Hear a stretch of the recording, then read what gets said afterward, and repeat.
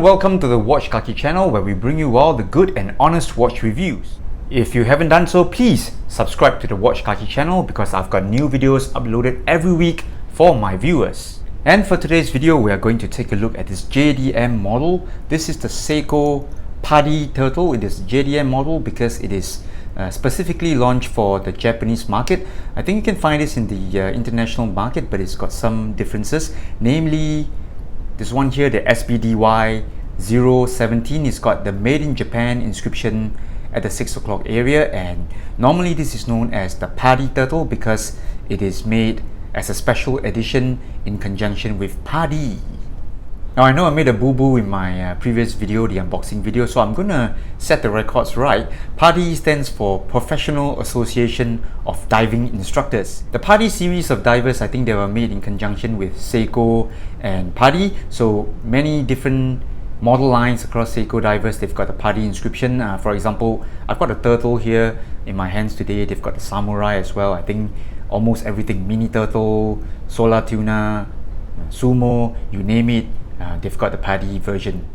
So apart from just the Padi inscription at the 6 o'clock area, there are plenty of differences between the Padi version compared to the more regular production models of the Seiko Turtle series. So we're gonna look into that later in the video, but first let's talk about the specs of this watch. And there are no surprises here. The specs are exactly the same as the regular production series of the SRP model Turtles. It's got a 44mm case diameter, thickness is about 13.5mm, 22mm lug width, exactly the same, runs on the same movement, the 4R36, although this one here has got the inscription Made in Japan somewhere at the 6 and 7 o'clock markers, and of course it's got the Padi, and also at the case back there is the special edition inscription. I'm not going to remove the case back sticker because this one is a loan set from our boutique. So zooming in just a bit, you get to see the really lovely sunburst style. It's quite subtle, it's not in your face kind of sunburst as opposed to say the Orient Kamasu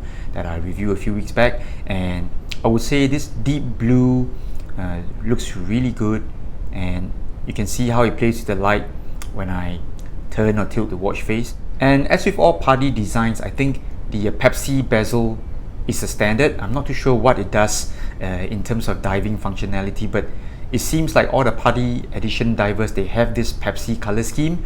And for the turtle here, at the chapter ring we've got red accents, really cool red accents at every 5 minutes of the minute marker, minute track. And again, with all Padi versions, I think the handsets, it's always a mishmash of black and red hands. So minute hands for Padi watches are always red and black or silver for the hour hand. So the hour markers of the Seiko Turtle, I think even for the Padi series, I think they are painted, they are not applied. Let's take a look at the production series Turtle. I've got the 773 with me in my hand today, so they look identical. I think they are thick paint. I don't think they're applied, but they do the job really well. We'll go into a Loom shot later on in this video. And here at the side-by-side comparison, you can see that Seiko has sort of rearranged the prints on the dial. You can see that the Prospex logo has gone from the 6 o'clock area, shifted up to just under the Seiko logo on the Padi series. Obviously this is because they needed to insert the Padi insignia at the 12 o'clock. Again, it is very uniform. The 6 o'clock area, the prints, they more or less form up in the shape of a pyramid. Even for the regular 773 Turtle, I would say this is a nice move. Sort of tapers upwards into an apex. I would say that's actually very cool, even though many people dislike the Prospex logo. And of course, in the side-by-side comparison, you will see just how nicely executed this sunburst style is. Really nice, as opposed to the flat, boring dark blue dial here. It is flat. I think it's like semi-matte. It's nice in its own right, but of course, if you were to take a look, just one look, the Padi version is of course more outstanding due to the really interesting looking sunburst. So I'm just going to turn the watch here to let you see how the sunburst comes into effect. Really beautiful watch here, and I think that reason alone is enough for you to shell out the extra premium for the Padi version. So yet another cool feature of JDM models is that Kanji day wheel. You can see here, I've got a Kanji character at the day wheel, and I'm going to compare this against the regular series of Seiko Turtle. You can see that this one comes in Roman or English. So I've got the Roman one here, it stands for Monday, and here I've got the Kanji character. I think it says Yue, and Yue stands for Monday, and it also has an English day wheel. But I would say the cool factor for JDM models, of course, would be that cool Kanji day wheel. So you can see all these really nice Kanji characters. So I've just charged up the Loom with my UV torch. Let's switch off the lights now and see how bright the Loom is. And boom! No surprises here. Seiko Lumi Bright Loom, the brightest in any dive watch you can find at any price point. I think this is really the best Loom in the market. Although the Loom indices, the round indices, they are not the biggest, but you can really tell that the Loom here is very bright.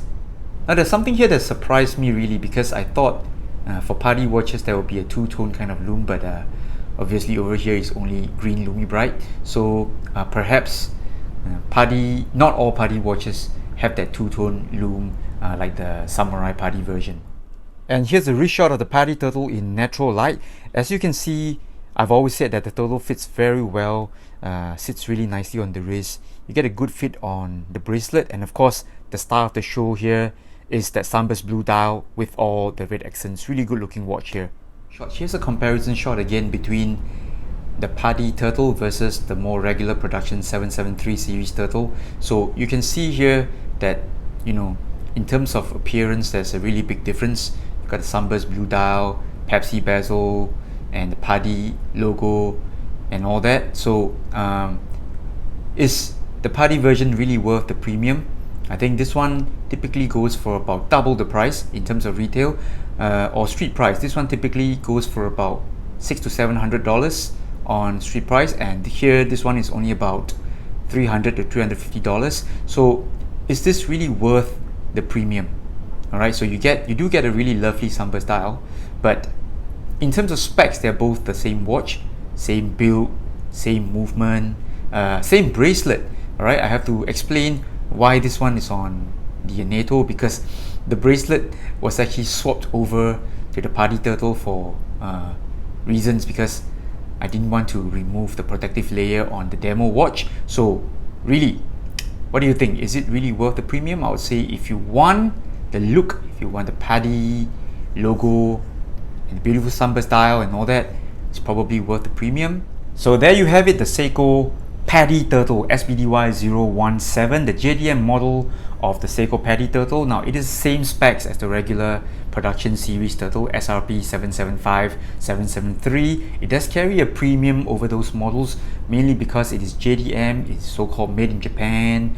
It's got a Padi logo inscription at the 6 o'clock area, and it's got that wonderful Sunburst blue dial, and not to mention that Kanji day wheel that makes it so special. So if you like these features, then I would say these are good reasons for you to pay the premium over the regular production series.